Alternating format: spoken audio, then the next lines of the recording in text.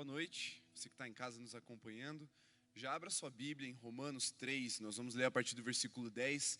A minha versão é NAA e você vai poder acompanhar aí também pela tela. Mas antes de lermos o texto, eu queria abrir oficialmente então a nova série de mensagens aqui no Holy. Semana passada encerramos a série Profetas do século 21, que havia sido iniciada no ano passado, e terminamos esse ano presencialmente. Aliás, a nossa intenção era que ela terminasse presencialmente. Tivemos 2 ministrações presenciais, com Matheus Rolim e com William, e eu encerrei semana passada com a ministração A Ira e a Misericórdia de Deus, no livro do profeta Naum, o que já deu um gancho para essa nossa nova série de mensagens, Ressentidos.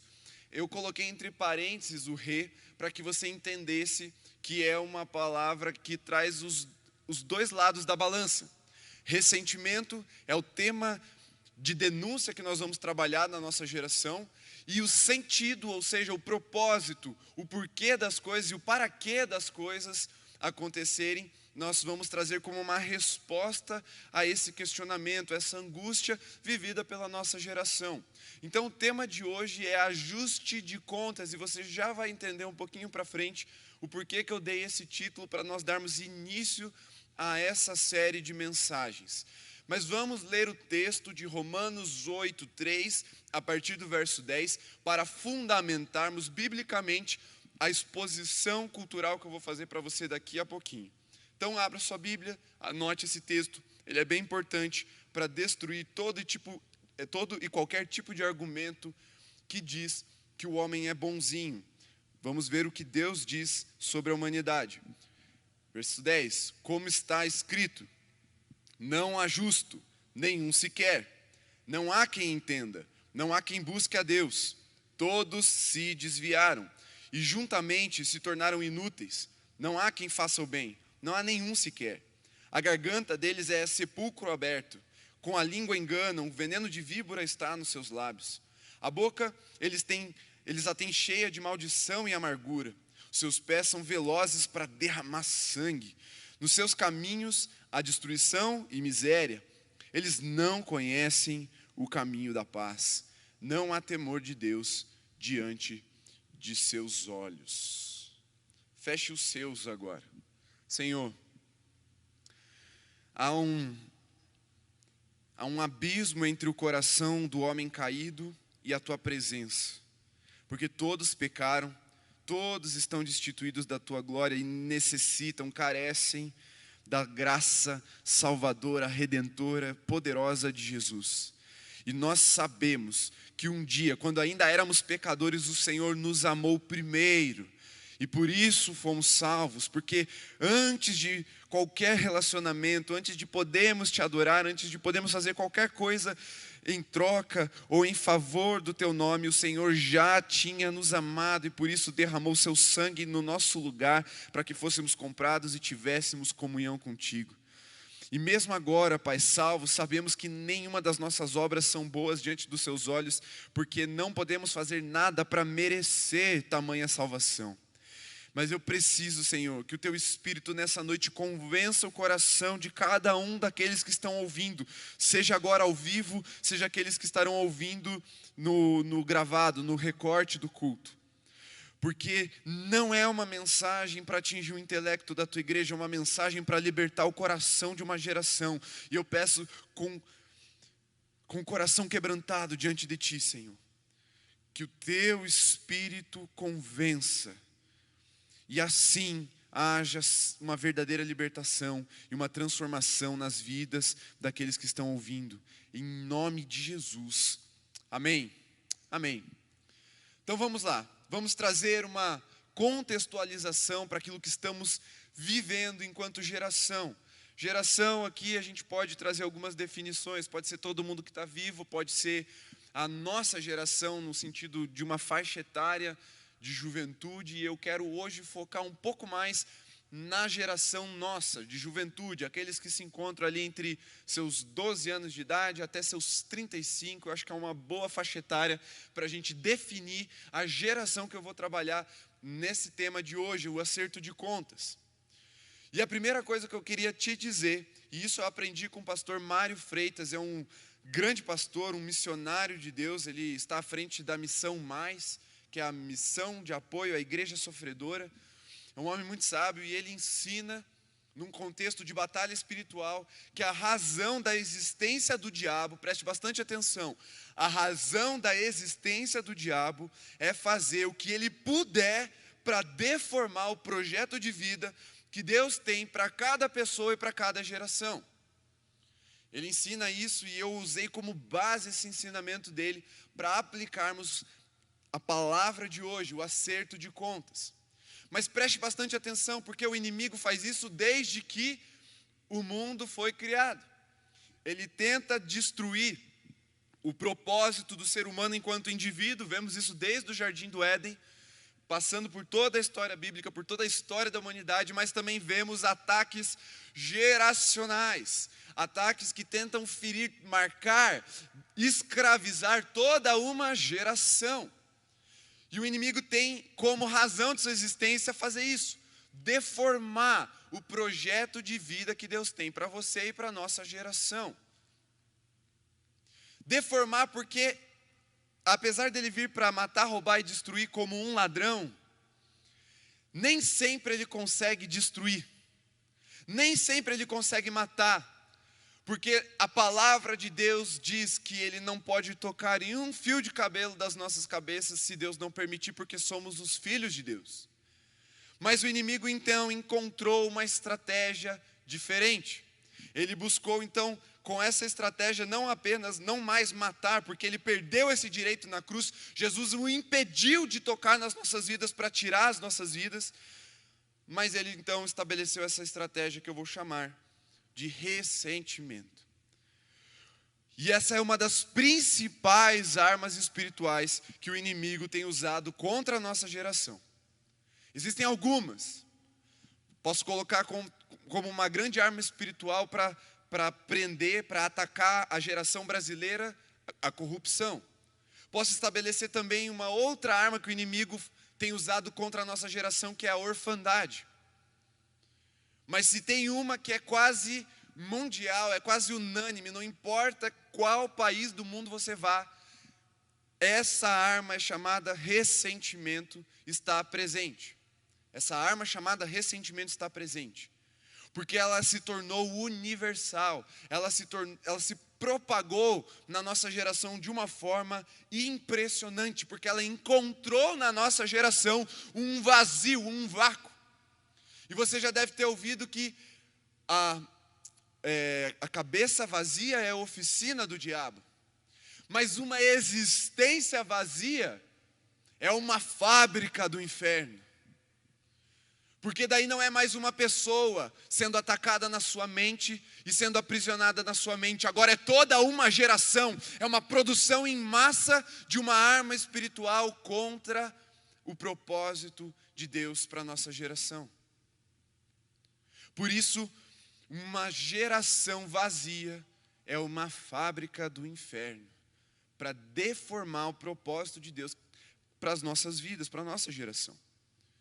E quando nós prestamos atenção, se a gente parar para analisar um pouco o contexto geracional que nós vivemos, sabemos que o nosso potencial ele é inimaginável. Nós, enquanto geração, nos encontramos numa plataforma que nos permite fazer coisas inimagináveis. Os cientistas desistiram de tentar prever o que é que a nossa geração vai fazer daqui a 10 anos, em termos de tecnologia, em termos de avanço, em termos de inovação. Porque a inovação se tornou algo tão rápido, tão constante, que é difícil às vezes a gente acompanhar.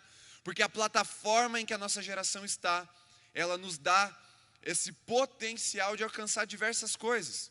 Por que nós estamos numa plataforma assim? Porque hoje nós temos recursos muito altos. Nunca na história da humanidade a pobreza foi tão baixa, a miséria foi tão baixa e os recursos foram tão altos. Uma pessoa hoje que é considerada pobre, ela tem acesso a quase qualquer conteúdo, qualquer material, qualquer notícia do mundo. Há 50 anos atrás, Uma pessoa de classe média não tinha isso. Há 100 anos atrás, uma pessoa rica não tinha isso. Nós vivemos num momento, enquanto geração, enquanto humanidade, que os recursos nunca foram tão abundantes. Nós vivemos um nível de escolaridade jamais visto na história da humanidade. Há 100 anos atrás, 1% da população era alfabetizada. Hoje, 6% da população não é alfabetizada. Os números estão invertidos, eles mudaram radicalmente de 100 anos para cá na história da humanidade. E nós vemos o acesso à informação, como eu falei, por causa da internet.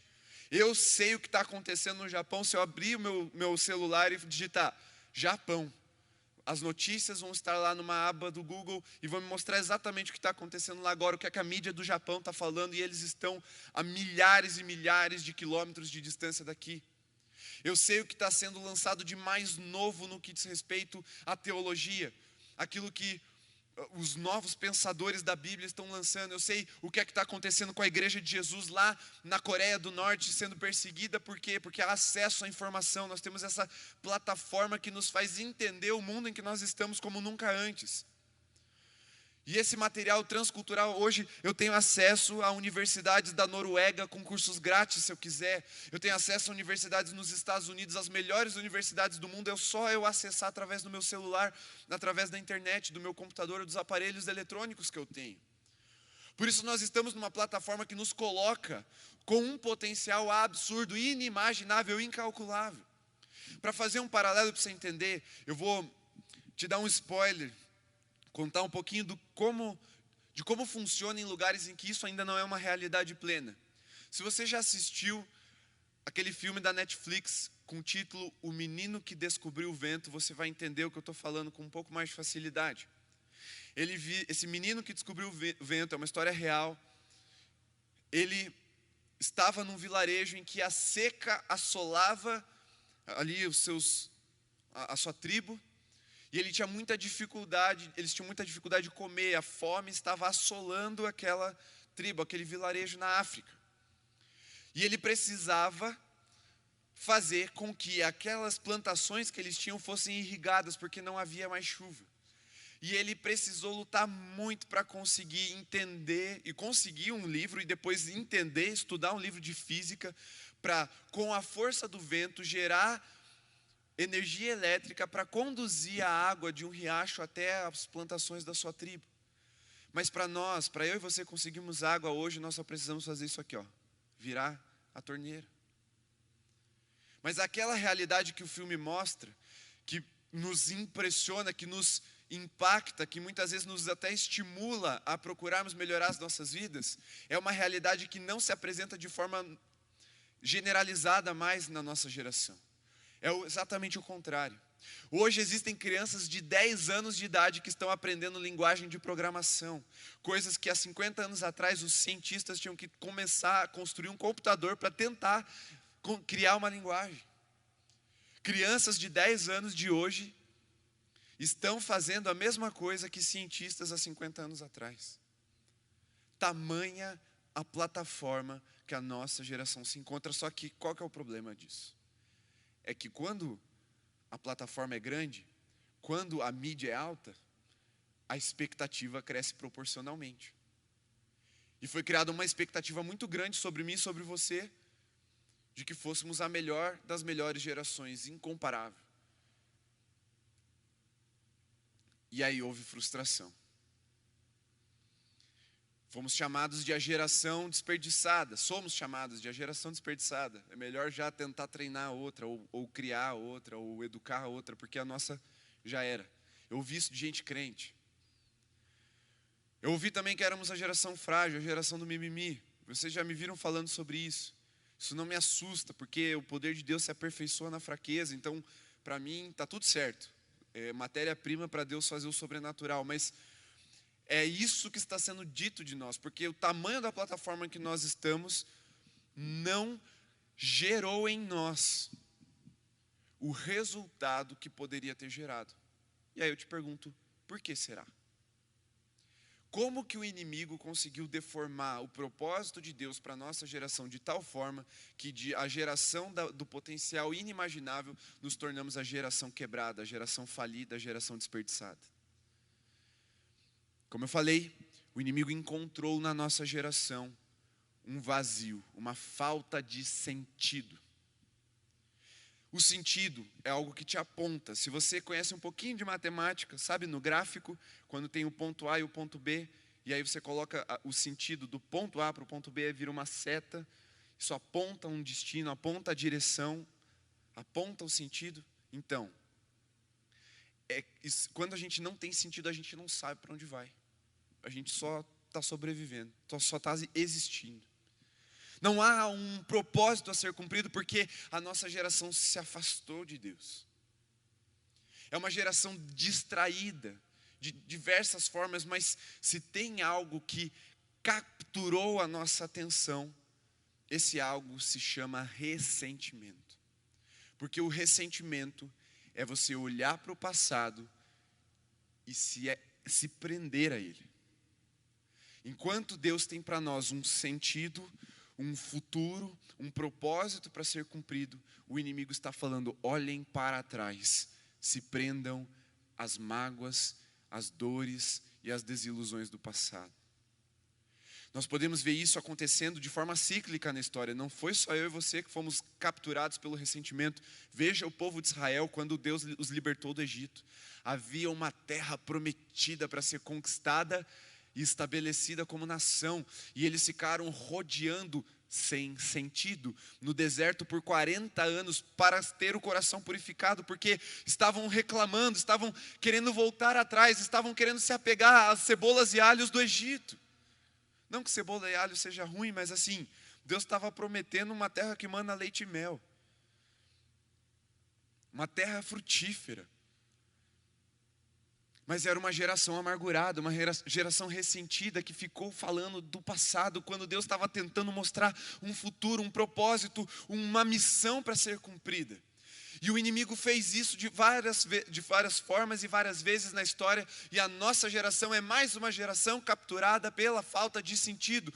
E aí, como não sabemos para onde ir, como não conhecemos e não temos coragem de desbravar o desconhecido, porque não temos fé no Deus que nos prometeu o futuro, nós nos apegamos a caminhos conhecidos. E o único caminho de vida que nós conhecemos se chama passado. É o único caminho concreto. Porque você já sabe o que aconteceu, você já sabe como foi. Eu sei como foi a minha vida até aqui, e eu não sei o que Deus tem para mim daqui 10 anos. Mas eu creio que Deus tem algo para mim, e é isso que me movimenta para lá, para o futuro, para o propósito. Mas se eu não confio em Deus, e é um estado geracional de falta de fé muito grande, uma era de ceticismo, a geração começou a olhar para trás e querer fazer o quê? Reparar os erros do passado. Uma dívida que não pode mais ser paga, uma dívida que aqueles que fizeram a dívida já morreram, aqueles que eram os dividendos já morreram também, e aí a gente está discutindo coisas do passado. E eu não estou falando da discussão saudável de sim, olhar para o passado, aprender com os erros e melhorar, não é isso. Eu estou falando de um apego tão grande que não se discute mais a resolução, apenas se critica o que foi feito pelos nossos pais e antepassados. E pais aqui é todos aqueles que vieram antes de nós. Nós ainda estamos muito apegados enquanto geração a isso. E esse contexto espiritual gerou uma realidade cultural. E aí eu te convido a assistir, ou ouvir, melhor dizendo, o nosso podcast sobre cultura do cancelamento. Eu só vou citar aqui hoje, eu não vou entrar muito nisso, porque não posso gastar muito tempo nessa explicação, mas você já deve estar por dentro do que é a cultura do cancelamento. E via de regra, não é sobre o que a pessoa está fazendo no presente. É sobre o que a pessoa fez há 10 anos atrás no Twitter. É sobre o que a pessoa comentou há 15 anos atrás no Orkut. É sobre o que a pessoa fez há 30 anos atrás e alguém filmou. E aí é colocado isso num tribunal popular e as pessoas começam a cancelar umas às outras. Eu, pesquisando um pouco sobre a realidade do nosso país para para essa série, eu descobri que no Brasil, mais de 1 milhão de pessoas já participaram de um linchamento. Cultura do cancelamento, via de regra, se aplica às redes sociais. Mas linchamento é físico. É pegar o ofensor, o bandido ou o agressor e espancá-lo coletivamente. E uma pesquisa feita na nossa nação calcula que, em média, 1 milhão de brasileiros já participaram de um linchamento no século XXI. Em pleno século XXI, ainda existe espaço para linchamento. Porque a realidade espiritual é de ressentimento. E a cultura do cancelamento deve te trazer agora à mente um tema muito polêmico. E eu confesso que eu relutei se eu falaria sobre isso ou não, mas conversei com o pastor Daniel e ele carimbou, então eu vou. Se você achar ruim, fala com ele. Que é o BBB 21. Sim, um pastor está citando BBB na pregação. Eu sei que você está meio encabulado agora. Mas eu também não assisto, mas não tem como não ter contato. Até as páginas de meme de futebol americano não param de falar disso. Futebol americano, meme, e estão falando disso. E aí eu fui vendo que era um movimento muito grande, todo mundo falando sobre isso, muita gente repostando coisas, e eu fui pesquisar um pouco sobre o que é que estava acontecendo. E o que eu entendi foi que o BBB 21 se tornou uma vitrine daquilo que está acontecendo na nossa geração. Cultura do cancelamento na prática, na vida, acontecendo de verdade. Pessoas cancelando umas às outras, anulando umas às outras, agredindo verbalmente umas às outras. E aí o caso mais emblemático foi daquela moça daqui de Curitiba, que eu não sabia que ela era famosa antes do BBB, chama Carol.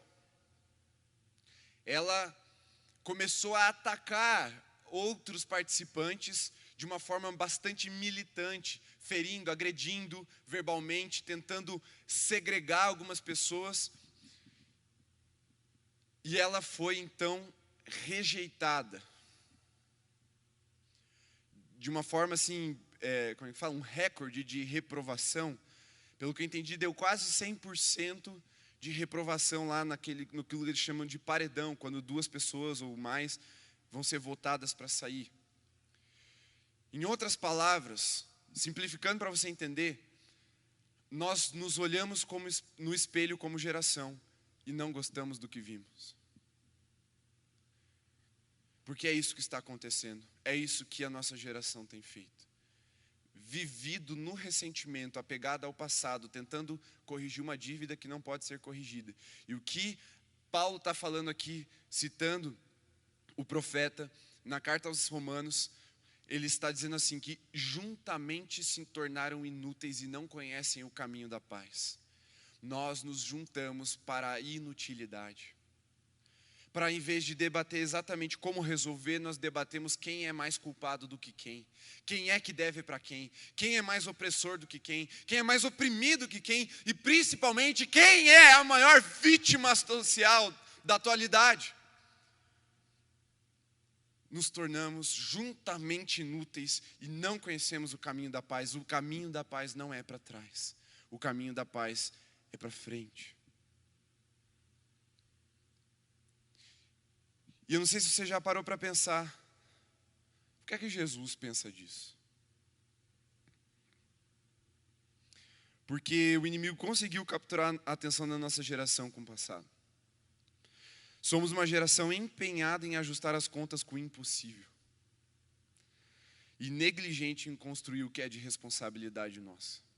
Não é raro eu atender um jovem ou um adolescente, mas isso é mais do jovem, culpando a sociedade pelas suas misérias, pelas suas mazelas, pelas suas frustrações. Mas aí eu pergunto, tudo bem, mas o que você está fazendo? Como assim que eu estou fazendo? O assunto é o que fizeram comigo. Mas como nós lançamos naquele vídeo, o ressentido não é aquele que não consegue perdoar, é aquele que não quer perdoar. aquele que não quer sair do lugar que o vitima, não quer sair das mãos daquele que o ofendeu. E nós vamos mostrar hoje na palavra por que isso é verdade. Mas o último versículo ali que eu li em Romanos é a chave para entender o porquê nós estamos assim. É porque não tememos a Deus. Quando olhamos para Deus, não tememos mais. Não há temor de Deus diante de seus olhos. É uma geração que deixou de temer a Deus, perdeu o senso de propósito, estabeleceu um vazio existencial e se tornou uma fábrica do inferno, para o ressentimento, para a mágoa e para a dor. Só que isso captura, isso prende. Porque o coração humano, ele não tem fome, preste bastante atenção nisso. É Agostinho que fala isso. O coração humano não tem fome, ele é fome. Nós precisamos de sentido. Nós precisamos buscar algo. Não é que nós, de vez em quando, a gente quer. É uma essência, é algo intrínseco, é algo íntimo da existência humana.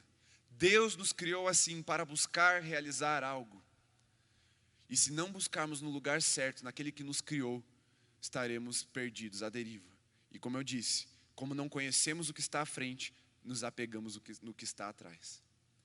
E eu não sei porquê, mas a nossa geração acha que faria melhor do que as outras gerações fizeram na realidade deles. Mesmo sendo a geração que, com a plataforma como eu descrevi para vocês, não consegue fazer nada.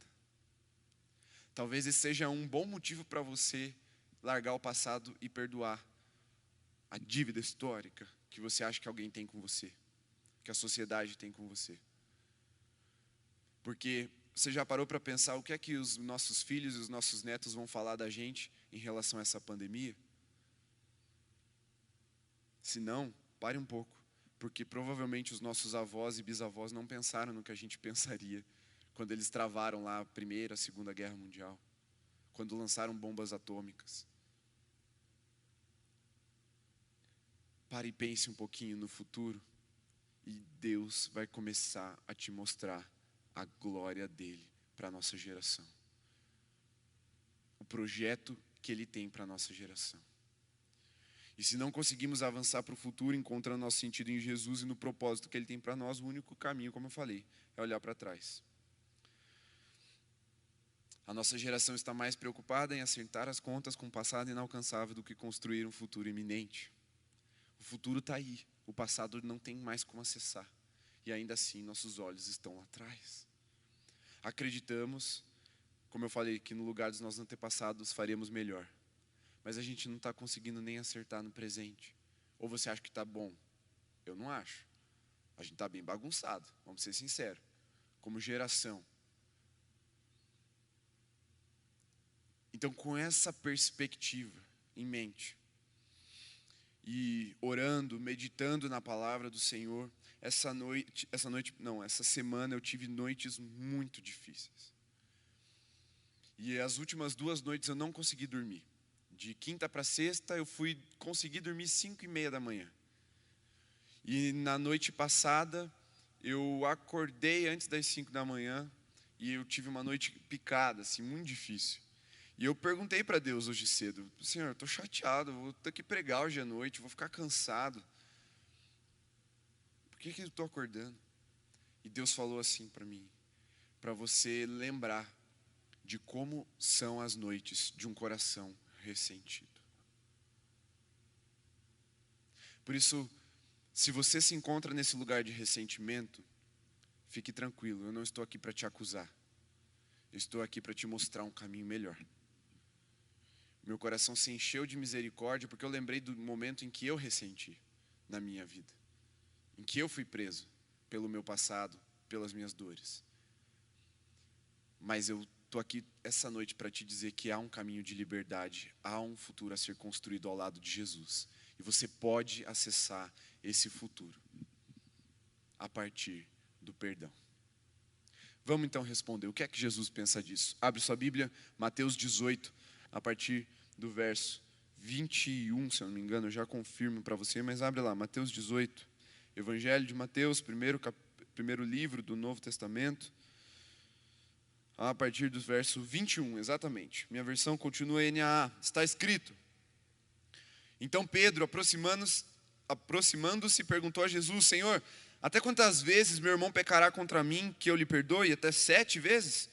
Jesus respondeu: não, digo a você que perdoe até 7 vezes, mas até 70 vezes 7, 490, se você não manja muito das matemáticas. Por isso, o reino dos céus é semelhante a um rei que resolveu ajustar contas com seus servos. Por isso que eu disse que é o que Jesus pensa, ele está falando da realidade do reino dos céus. Preste bem atenção. O reino dos céus é semelhante a um rei que resolveu acertar contas com seus servos. Por isso, acerto de contas. E passando a fazê-lo, trouxeram-lhe um que lhe devia 10.000 talentos. Eu já vou te explicar o que isso significa. Não tendo ele, porém, com o que pagar, o senhor desse servo ordenou que fossem vendidos ele, a mulher, os filhos e tudo que possuía, e que assim a dívida fosse paga. Então o servo, caindo aos pés dele, implorava: tenha paciência comigo e pagarei tudo ao senhor. E o senhor daquele servo, compadecendo-se ou tendo misericórdia, mandou-o embora e perdoou-lhe a dívida. Preste bem atenção, ele não pediu para a dívida ser perdoada, ele pediu mais tempo para pagar, e o senhor mesmo assim perdoou a dívida. Segue lá no 28. Saindo, porém, aquele servo encontrou um dos seus conservos, ou seja, mais um servo daquele mesmo senhor, que lhe devia 100 denários. Agarrando-o, começou a sufocá-lo, dizendo: pague-me o que você me deve. Então o conservo, caindo aos pés dele, pedia: tenha paciência comigo e eu pagarei tudo a você. Ele, porém, não quis. Pelo contrário, foi e o lançou na prisão, até que saldasse a dívida. Vendo seus companheiros o que havia acontecido, ficaram muito tristes e foram relatar ao seu senhor tudo o que havia acontecido. Então o senhor, chamando aquele servo, lhe disse: servo malvado, eu lhe perdoei aquela dívida toda, porque você me implorou. Será que você também não devia ter compaixão do seu conservo, assim como eu tive compaixão de você? E indignando-se, o senhor entregou aquele servo aos verdugos ou carrascos, até que lhe pagasse toda a dívida. Assim também o meu Pai que está no céu fará com vocês, se do íntimo não perdoarem cada um a seu irmão. Vamos lá, vou explicar essa parábola para você ficar bem nítido, para não ter erro. 10.000 talentos e 100 denários. É a medida monetária que Jesus está usando nessa parábola, e eu quero contextualizar ela para o nosso tempo. Não dá para a gente converter exatamente, porque o trabalho antigamente era pago de outra forma. Não era valor monetário, era por dia de trabalho, braçal, ou dia do seu trabalho ali. E o denário, ele vale um dia de trabalho. E o conservo devia ao seu conservo 100 denários. 100 dias de trabalho. Um pouco menos de 1/3 do ano. Vamos ajustar para baixo. 1/4 de ano. Só para você ter uma ideia. De impostos você paga 5 meses do que você recebe é para o governo. Só para você ter uma ideia. O que o cara devia era menos do que você paga de imposto no ano. E era para o irmão dele, para o conservo. Só que o que ele devia para o seu senhor, preste bem atenção na mudança da medida monetária, eram 10.000 talentos. Um talento valia 1 ano de trabalho. E o cálculo, para você entender, é 10.000 talentos valem 60 milhões de denários.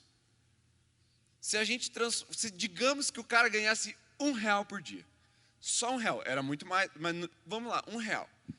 Significa que o cara devia para o seu senhor, o primeiro servo devia para o seu senhor 60 milhões de reais.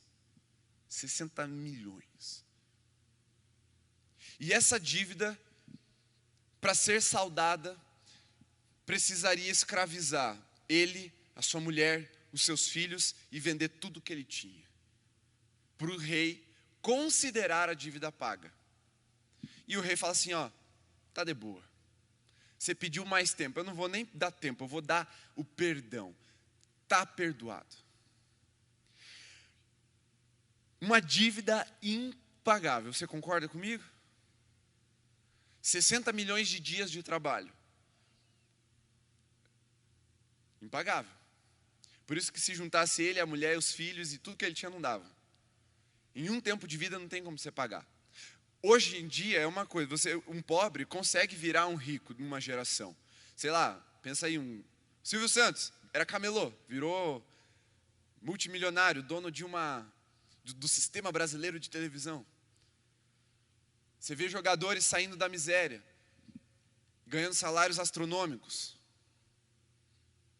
Você vê jogadores saindo lá dos países mais remotos da África e jogando na maior liga de futebol do mundo, que é a Premier League, ganhando salários milionários em libra, que é a moeda mais valorizada do mundo. Tudo bem, esse tipo de coisa não acontecia muito naquela época. Na verdade, era muito raro alguém ascender socialmente. Era uma dívida impagável porque não tinha o que ele fazer na vida dele que ia gerar esse dinheiro para pagar essa dívida. E Jesus está explicando essa parábola falando assim, a questão do perdão é assim, no reino dos céus, é semelhante a isso que eu vou falar agora. Essa dívida de 60 milhões é a dívida que eu e você temos com Jesus antes da cruz. Só que aí ele vai e nos perdoa. Ele fala, eu vou livrar você dessa dívida. Você, seu filho, sua esposa, seus filhos, sua esposa e tudo que você tem, está livre. Pode continuar a sua vida, vai em frente. Está liberado. Talvez para você entender o sentimento, é tipo quando você não termina a atividade e a professora te segura na sala de aula, o sinal bate, todos os teus amigos vão embora e você fica lá fazendo. Aí você fica lá tentando fazer atividade, só que você não está conseguindo, você faltou nas aulas. E aí quando você está lá angustiado já, você vira para a professora e fala, prof, me dá uma dica. Aí a prof fala, não, daqui, pode ir, não tem problema, pode ir embora. Vai em frente. Só que pense que isso tem um valor impagável agora. Coloca 60 milhões de dias de trabalho aí, 60 milhões de reais você pagar. Você não vai conseguir. Por isso o perdão de Jesus para nós, ele é impagável. Só Jesus pôde suportar o peso da nossa dívida. E aí, essa dívida impagável foi perdoada. Isso livrou o servo e todos ao seu redor. Porque o perdão, ele não liberta só a pessoa que recebe o perdão, preste atenção. Ela liberta todos os que estão ao seu redor de conviver com alguém amargurado ou com alguém endividado. Afeta tudo ao seu redor. Você já parou para pensar que a vida da sua família mudou, mesmo que ela ainda não tenha se convertido e você sim? Porque você foi perdoado. Todos receberam um benefício por causa disso. Todos deixaram de viver endividados por sua causa, por causa do seu perdão acessado em Jesus. Mas vamos lá, 100 denários, 100 dias de trabalho, se fosse 100 reais, gente, 100 reais é um almoço no Batel Grill. É aquele tipo de dívida que você fala assim, tipo, paga um almoço para mim, estou te devendo um almoço, você fala para o cara, aí você esquece de pagar esse almoço. 100zão. Mas o que Jesus está falando é que assim, aquele que não perdoa, é como alguém que recebeu um perdão impagável, inimaginável, mas chega em uma dívida corriqueira, numa pisada no pé e sufoca o outro até que o outro pague. Só que é muito claro o que acontece aqui. Não é que ele não conseguia perdoar, porque ele tinha esposa, filhos e bens. Está no começo da parábola. Lembra que tudo isso ia ser vendido para pagar a dívida anterior? Então ele não estava tão necessitado assim. Vamos lá, 60 milhões de saldo, né? Ele estava devendo, zerou. Ele podia perdoar. Mas Jesus diz que ele não quis perdoar. O ressentido não é aquele que não consegue perdoar. É aquele que não quer perdoar. Não quer deixar para trás a ofensa que o vitima. A dívida que alguém contraiu com ele. Só que em Jesus perdoar é uma decisão disponível. É sempre possível. Porque nós não olhamos para mérito, nós olhamos para a graça de Jesus. E ao recebermos o perdão dele, podemos perdoar o outro. Só que olha o que acontece. viram e se entristeceram e foram contar para o rei. Lembra que eu falei que eu não estou aqui para te acusar, mas eu preciso trazer uma denúncia?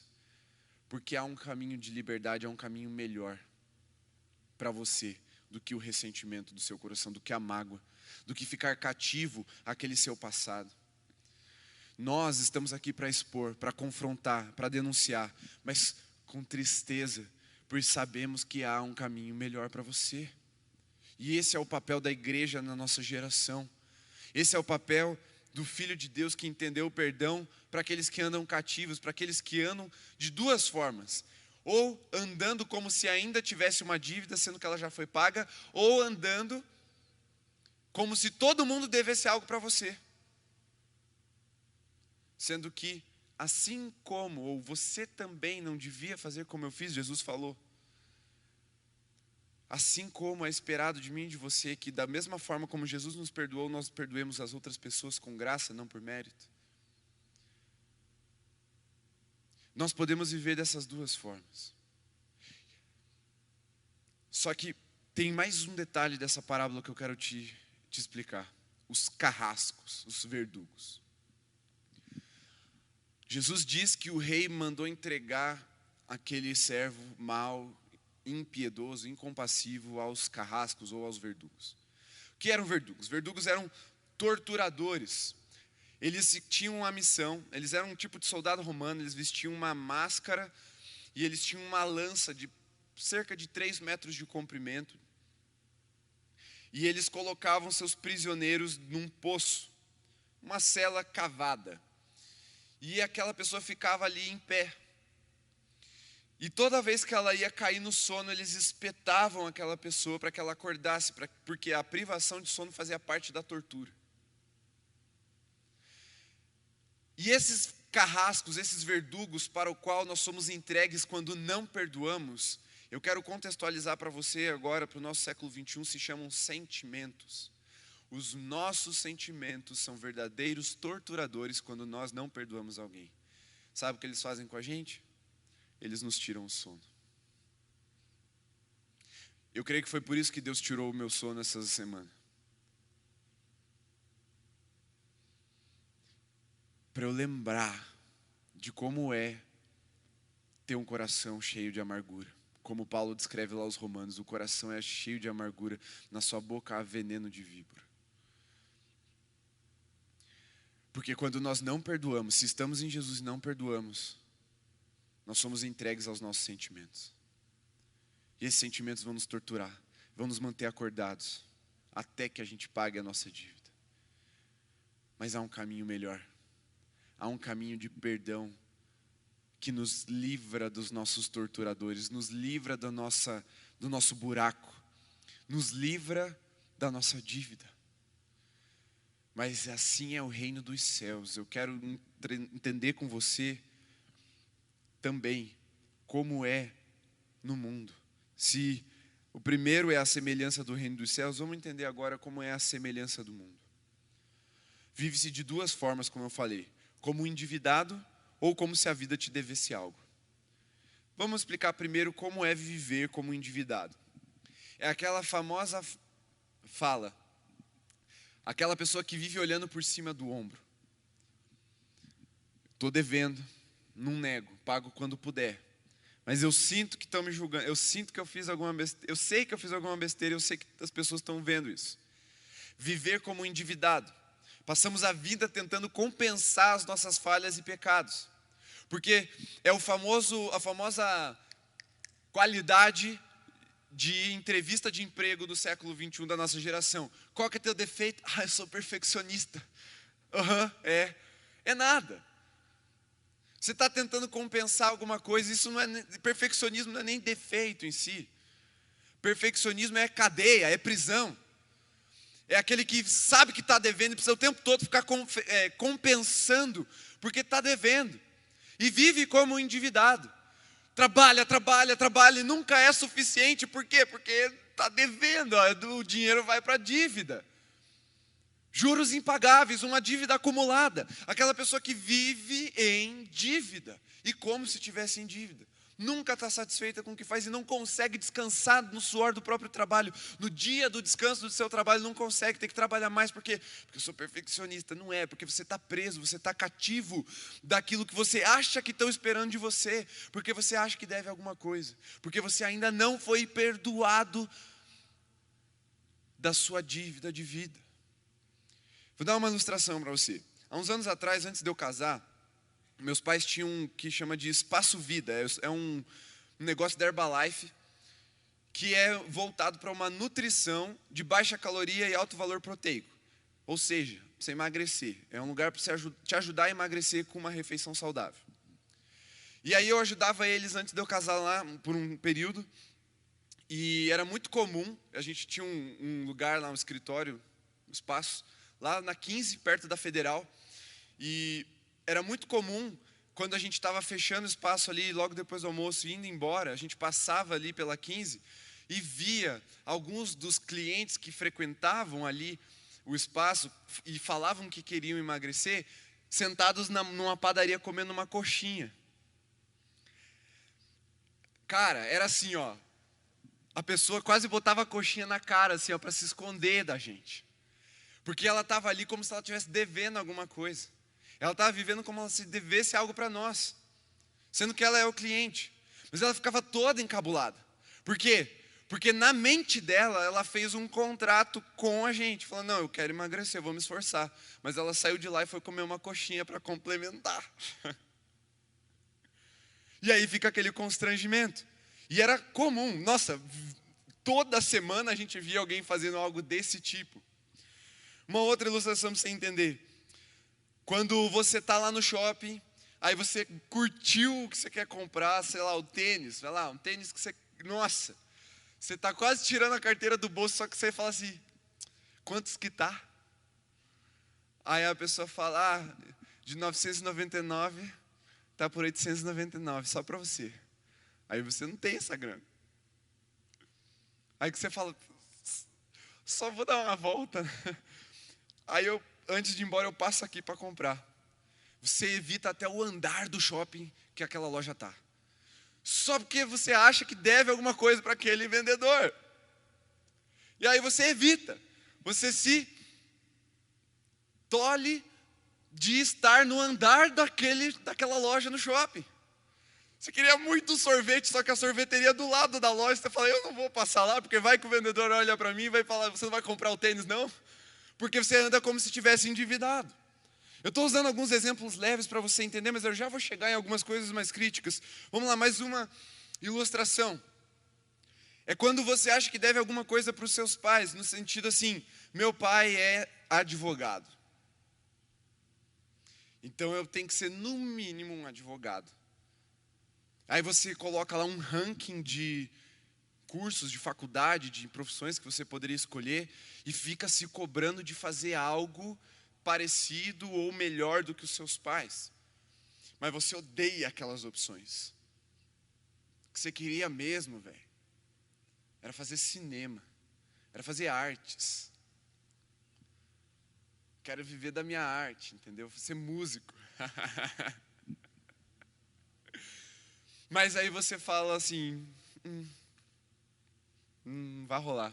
Você guarda o projeto que Deus tinha para você, põe no bolso e vai fazer algo que você não gosta e vive como se estivesse endividado.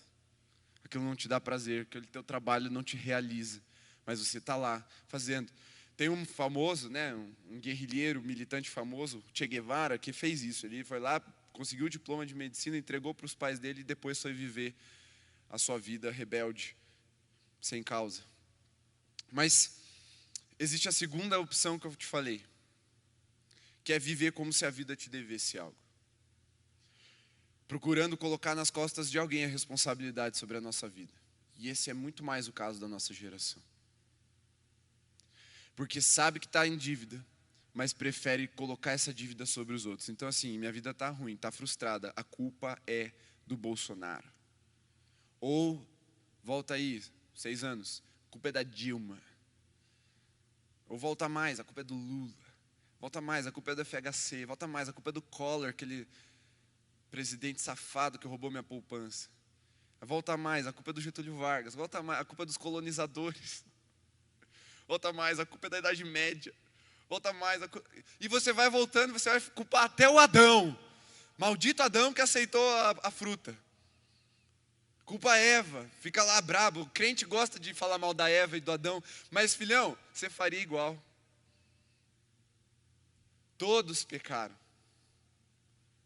Não há um justo sequer.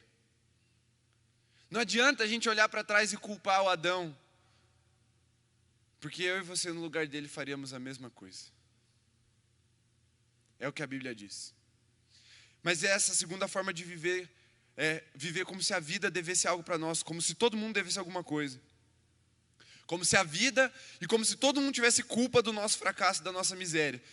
É como, sabe o Ciclope do X-Men? Ele tem um visor, não dá nem para chamar de óculos aquilo. É um visor que ele coloca assim, e aquele visor é da cor vermelha.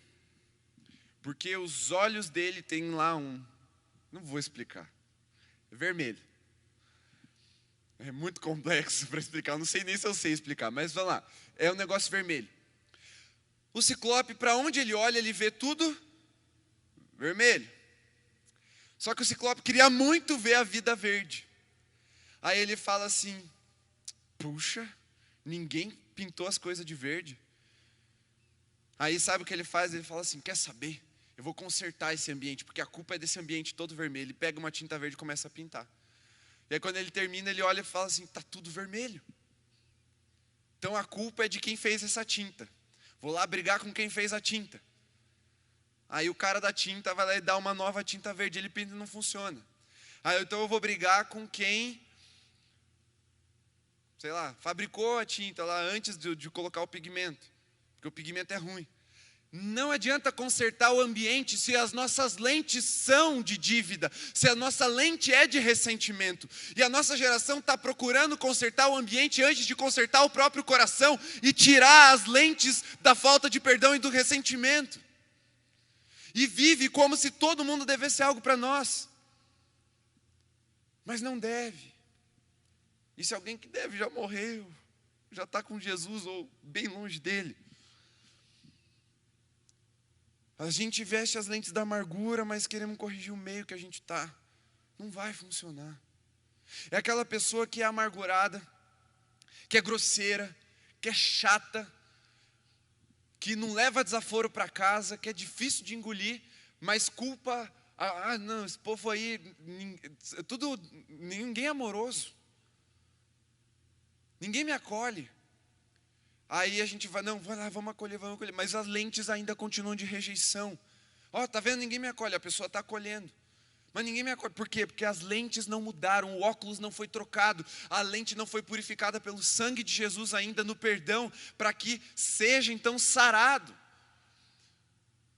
É como se quiséssemos que o mundo morresse em nosso lugar, para que a nossa dívida fosse paga. Mas nem se o mundo inteiro fosse para a cruz, ele suportaria o peso da nossa dívida com o Criador. E viver como se todo mundo devesse algo para nós vai nos manter presos no passado. Eu estava vendo um vídeo de análise de microexpressão facial, eu acho que é isso. Estavam fazendo umas análises do comportamento dessa moça aqui de Curitiba, a Carol Conká. No começo eu achava que Conca era o sobrenome dela e ela era parente do ex-jogador do Fluminense. Os piá riram, que eles entenderam. Mas é Carol Conká. É um nome inteligente, assim, de nome artístico, né? Achei bem inteligente. Aí ele estava fazendo análise da moça e ela fala que ela maltratava o rapaz lá do Big Brother porque ela via nele o pai dela, que segundo ela, batia nela, maltratava ela. Aí ela vai e desconta no rapaz que nunca nem viu. Nossa geração tem feridas, isso é real, é um fato. Nossa geração sofreu, toda geração sofreu. Mas a gente quer descontar em quem a gente acha que é parecido com quem nos feriu. Porque sabemos que a dívida do passado não pode mais ser cobrada. Querer cobrar uma dívida do passado é como dar murro em ponta de faca e se orgulhar por ter as mãos sangrando.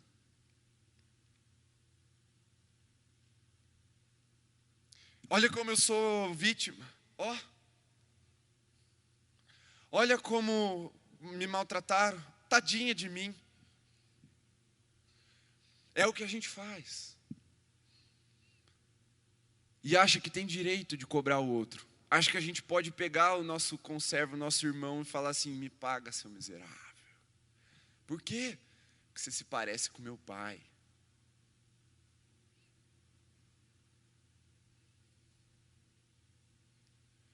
A gente olha para a internet e vê pessoas que a gente não gosta, a gente faz questão de ir lá, vamos destruir. O que ele fez para você? Nada. Ah, mas se tivesse feito. Esgana, cancelando na internet. Há uma psicanalista, no Brasil, e ela diz que ressentimento é a chave para entender a atual geração. Porque o sentimento se transformou num combustível que nos move. Por que eu vou fazer faculdade de Direito? Porque meu pai disse que eu era um burro. Porque meu pai falou que eu era preguiçoso. E agora eu trabalho. E aí ele me paga, ele vai ver como eu não sou preguiçoso. Porque, como é que é? Porque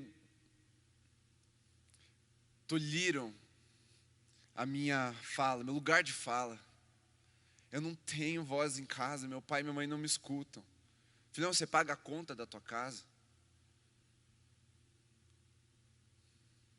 Tem que escutar o pai e a mãe mais do que a gente falar com eles. Existem coisas que nós estamos tentando fazer e estamos nos orgulhando de ser.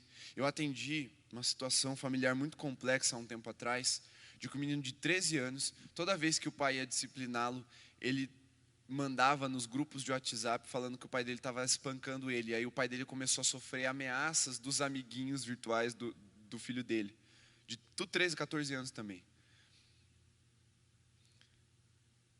Vamos se vingar daquele pai opressor que quer o melhor para o seu filho, por isso não quer que ele jogue tanto videogame como ele está jogando. Há uma raiva, há um ódio, há um ressentimento marcado na nossa geração que precisa ser sarado. E só tem um jeito. Não adianta cobrar a dívida, não adianta sufocar, não adianta jogar o outro numa prisão. O que adianta é se render a Jesus e ao seu perdão incalculável, ao seu perdão inimaginável.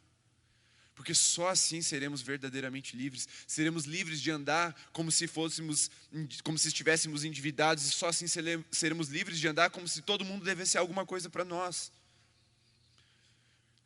Quando eu tinha 18 anos, ou quando eu completei, não lembro agora, mas na fase ali de 18 anos que a gente tem que se apresentar no quartel, eu já estava na faculdade e a gente foi direcionado, eu e o William fez comigo essa parte, lá no quartel do Boqueirão, e a gente foi direcionado para o que eles chamam de NPOR, que é uma área um pouco diferente do recrutamento normal do Exército, porque para quem já está no ensino superior.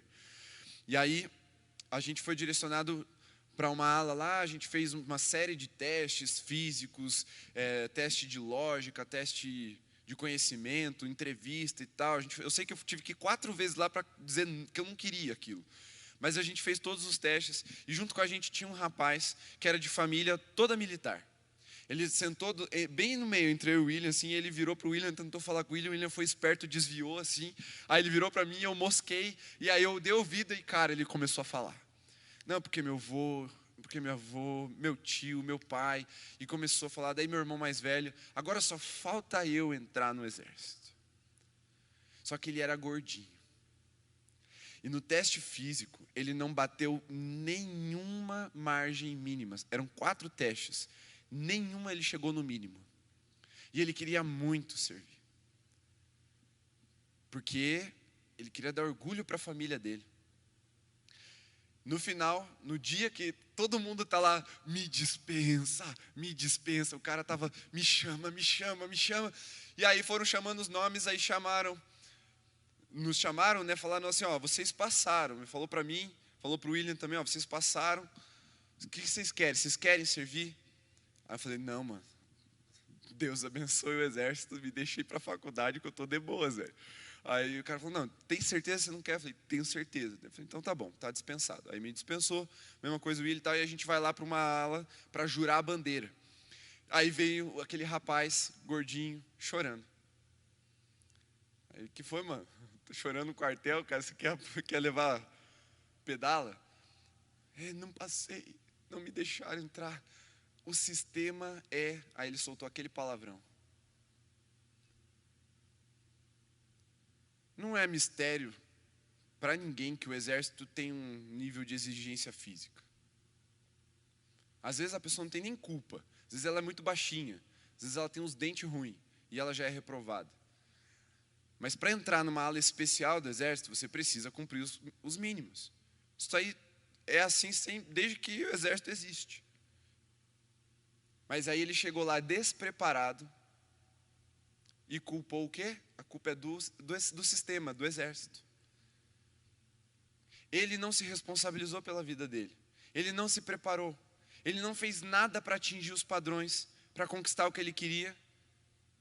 E aí, ele culpa os outros. A culpa é do sistema. E sabe, o sistema não tem CPF. A sociedade não tem um rosto. Quando a gente culpa a sociedade, a gente está falando que a culpa é de todo mundo. E quando a culpa é de todo mundo, a culpa é de ninguém. Se você chegar numa roda, se eu juntar quem está aqui, ó, todo mundo que está servindo hoje, botar numa roda e chegar com um boleto e falar assim, ó, esse boleto é de vocês. Eu solto o boleto, ninguém estica a mão para pegar. Porque o que é de todo mundo é de ninguém. O que está na roda, ninguém precisa fazer. Cada um vai falar assim, eu não vou pegar. E vai virar as costas e vai ser andando. Por isso que eu estou chamando de acertar contas com o passado, sem Jesus, de dar murro em ponta de faca. Porque a única coisa que acontece quando você dá murro em ponta de faca é ferir a sua própria mão. A faca continua lá, inteira, só que ensanguentada. Mas está lá, inteira. O passado, a dívida, continua lá, inteira. Mas as nossas mãos são feridas. Porque dizer que a culpa é da sociedade, dizer que a culpa é do patriarcado, dizer que a culpa é do homem branco opressor, não resolve o teu problema, filhão. Só Jesus e a sua vida preenchida por um propósito vai te tirar dessa cadeia que você está chamada ressentimento. Você vai ter que perdoar teu pai, que te xingou. Você vai ter que perdoar tua mãe, que não te deu amor. Você vai ter que perdoar teu irmão, que te chutou. Você vai ter que perdoar tua família, que te maltratou. Você vai ter que perdoar aquele chefe que te humilhou. Você vai ter que perdoar o ex que te traiu. Você vai ter que perdoar. Vai ter que perdoar. Por quê? Porque eles merecem? Não. É porque a dívida que eles têm com vocês e que os meus ofensores têm comigo não pode ser comparado com a que eu tenho com Jesus. E Jesus falou assim, não era você também para perdoar como eu fiz? Se estamos em Jesus, perdoar é a única opção. O Josemar Bessa, que é um teólogo da atualidade, ele fala que não existe o cristão que não perdoa. Ou ele perdoa, ou ele não é um cristão. Porque a Bíblia diz, e presta bem atenção, porque essa palavra é verdadeira e fiel, e ela pode libertar você nessa noite. A Bíblia diz que foi para as boas obras que Cristo nos libertou. Boas obras. Pensa uma obra, pensou? Agora pensa que ela é boa. Quando a Bíblia diz que ela é boa mesmo. Bom é um adjetivo que o próprio Jesus só usa para uma pessoa, Deus. Então pensa que a obra é boa no sentido assim, nível Deus, nível que só Deus podia pensar. Foi para essa obra, para esse propósito, para esse sentido que Deus te criou. E foi para a liberdade que Cristo te libertou. E foi para uma vida abundante que Cristo te libertou, te salvou, te perdoou. Uma vida livre, sem dívida, para você não precisar mais olhar por cima do ombro como se você devesse algo para alguém, mas também sem dividendos, para você não sair cobrando alguém falando, me paga, seu miserável. para que você pudesse olhar para o futuro e não para o passado, para que você pudesse ser liberto para construir e não cativo para ressentir. É isso que Jesus está dizendo. E eu quero profetizar sobre a sua vida agora. Preste bastante atenção que essa palavra Deus me deu na madrugada. Aqueles que acessarem o perdão de Jesus e perdoarem os seus devedores nessa noite, vão estabelecer a plataforma para a construção de um propósito inimaginável nessa geração. Você que está nos ouvindo e está preso na falta de perdão, na mágoa, no ressentimento, você pode viver uma vida abundante, uma vida livre. O que você tem que fazer? Perdoar. Quando você é perdoado, os verdugos perdem as lanças e perdem o direito sobre você. Os carrascos perdem esse direito. Seus sentimentos perdem o direito de tirar o seu sono. Nossa geração é a geração que mais toma remédio para dormir. Dormir devia ser algo tão natural quanto dormir.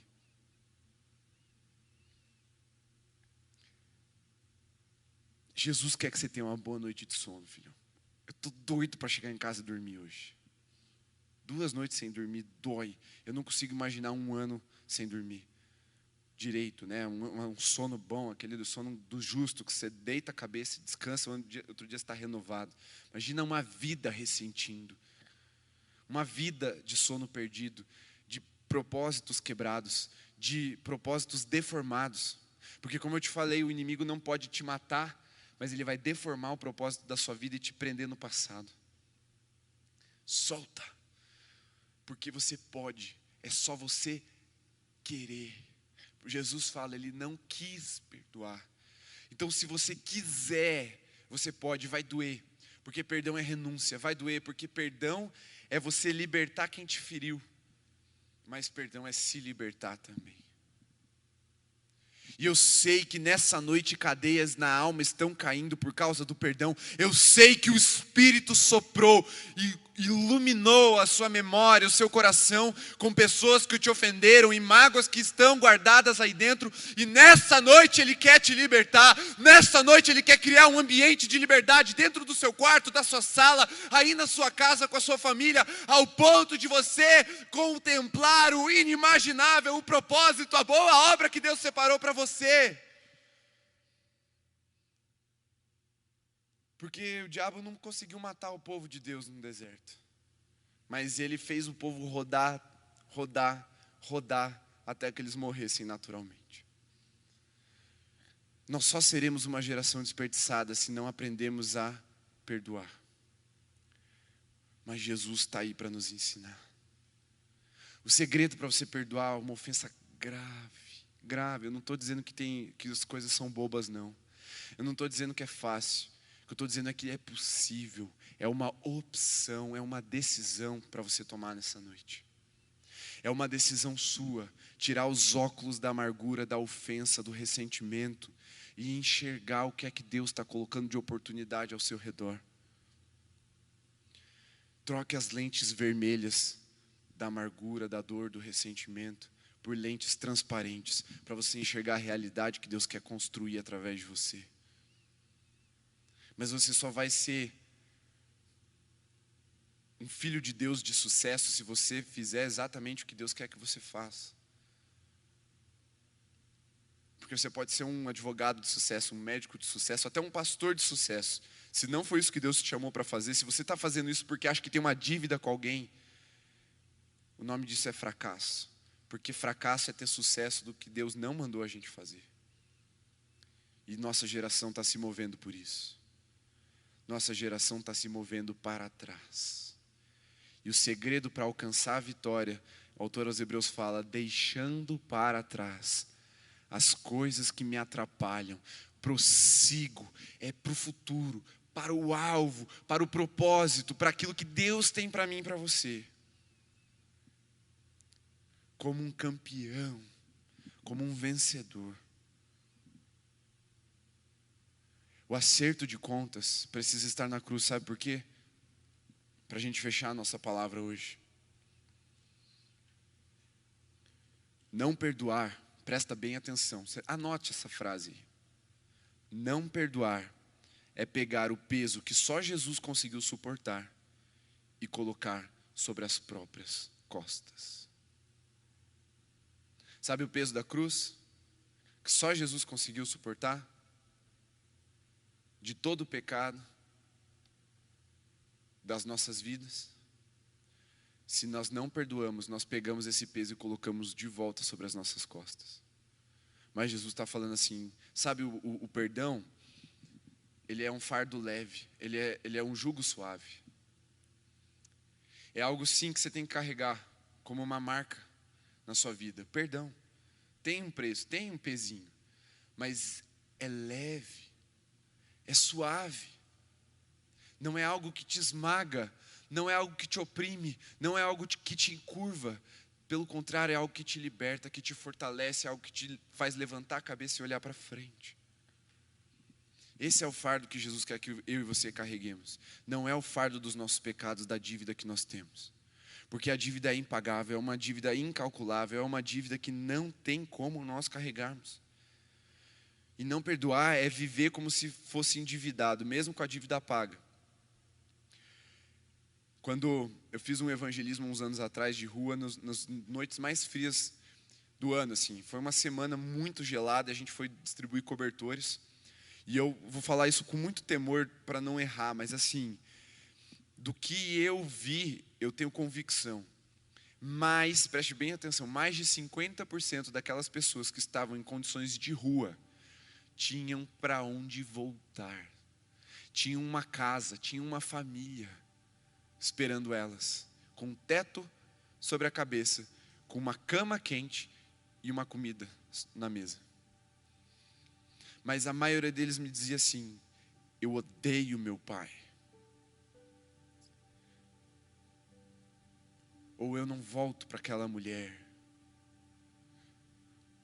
E viviam na miséria. Preferiam estar na rua, no buraco, torturados pelo frio, pela falta de proteção, pelas drogas, do que viver uma vida livre, uma vida abundante, uma vida em família. Eu sei que dói, mas dói muito menos do que ser torturado. Pare de culpar os demais. A Bíblia diz: você pecou, você caiu, está destituído da glória. Eu pequei, eu caí, fui eu que fui destituído da glória de Deus.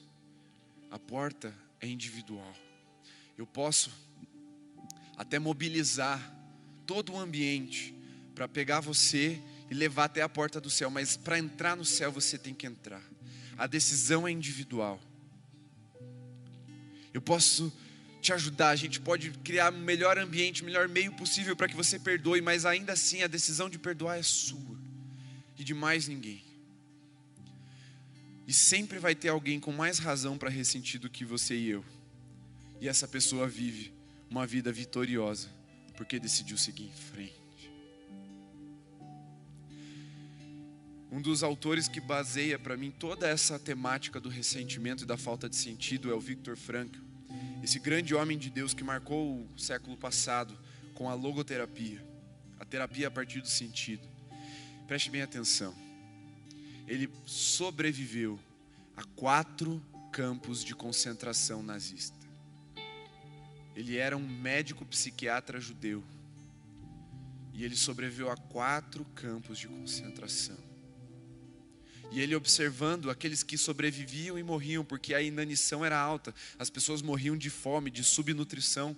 Mas alguns sobreviviam e ele pensava, falava: Deus, o que é que difere uma pessoa da outra? E ele foi entendendo que aqueles que sobreviviam é porque estavam com expectativas do futuro. E aqueles que morriam é que estavam apegados ao passado.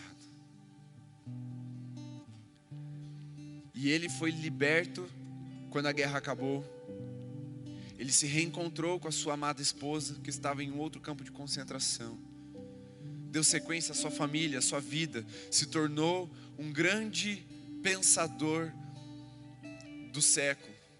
fez uma obra extraordinária e se tornou um cristão.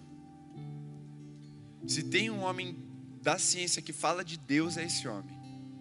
Porque ele fala assim que ele tem um livro que ele escreveu, o título é O Sofrimento de uma Vida Sem Sentido. Como encontrar sentido na fé. Como encontrar sentido em Deus. Porque Deus transcende. O próprio Deus sofreu as dores. O próprio Deus, Isaías chama de homem de dores, que sofreu, foi castigado, padeceu. E quando ele podia falar que se lasquem vocês, que ele estava pendurado lá na cruz, ele falou assim: Senhor, perdoa-lhes, porque eles não sabem o que fazem. Nós estamos num outro momento como geração. Nós temos a informação que as gerações passadas não tinham. Não podemos ser anacrônicos e cobrar dos nossos antepassados o que nós sabemos hoje, porque eles não sabiam. É olhar para trás e falar assim: erraram feio, marcaram a história com sangue de inocentes, sim, sujaram a história, mas eles não sabiam o que faziam. Senhor, perdoa-lhes, porque eu já vou olhar para frente e vou seguir minha vida, para construir o que o Senhor tem para nós. É olhar para o seu pai que nunca foi convertido e saber que não tem como cobrar a vida de alguém que está morto. E falar: Senhor, perdoa meu pai, que me bateu, que me espancou, que me xingou, que me maltratou, que me jogou para fora de casa, que não me deu educação, que não me deu comida. E perdoar. Decida perdoar nessa noite, decida acessar exatamente o que Deus quer para você, como indivíduo, mas também como geração. E aí, qual é o novo sentido disso? Como encontrar sentido no ressentido? Como transformar um ressentido em alguém cheio de sentido? Eu vou dizer um bem simples, mas poderosíssimo para você. O novo sentido é aquilo que eu destaquei na parábola. Você também, está lá no verso 33.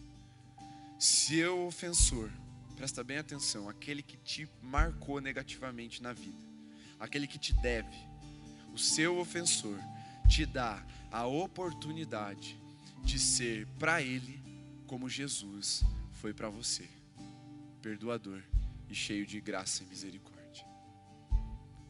Seja você também como Jesus e perdoe o imperdoável. Feche seus olhos. Senhor, nós entregamos essa palavra, dando esse start, esse início.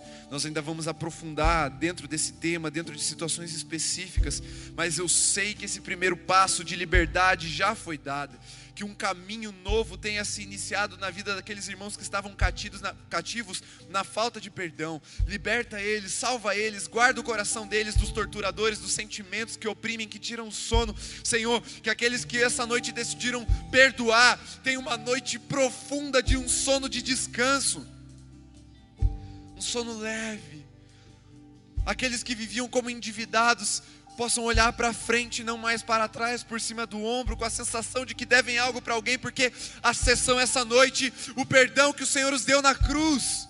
E aqueles que vivem como se o mundo devesse algo a eles, como se a vida devesse algo a eles, Senhor, traz um senso de responsabilidade e de realização, um novo sentido para que eles perdoem os seus ofensores, sejam como Jesus, revelem Jesus para a vida deles, mas também construam algo poderoso, vivam na liberdade do reino, não cativos, Senhor. É uma opção. Ensina os teus filhos a optar pela vida, pela bênção, pela abundância, em nome de Jesus, amém. Deus te abençoe, meu irmão. Uma boa noite no Senhor. Que o amor de Deus, o nosso Pai, que a graça de Jesus, o Senhor, e que o consolo do Espírito seja sobre o seu coração, para que você perdoe, para que você seja tomado pela graça e para que você seja liberto para construir exatamente o propósito que Deus tem para nós, para que você seja livre das deformidades que o inimigo está gerando na nossa geração, e juntos sejamos como um farol, como um altar que brilha aceso em adoração e mostra para a nossa geração que é possível sim viver uma vida de liberdade, é possível sim viver boas obras, é possível sim viver livre, viver solto, viver leve, com a chave do perdão, abrindo as portas que nos travam. Deus te abençoe e encerramos aqui o nosso culto, em nome de Jesus.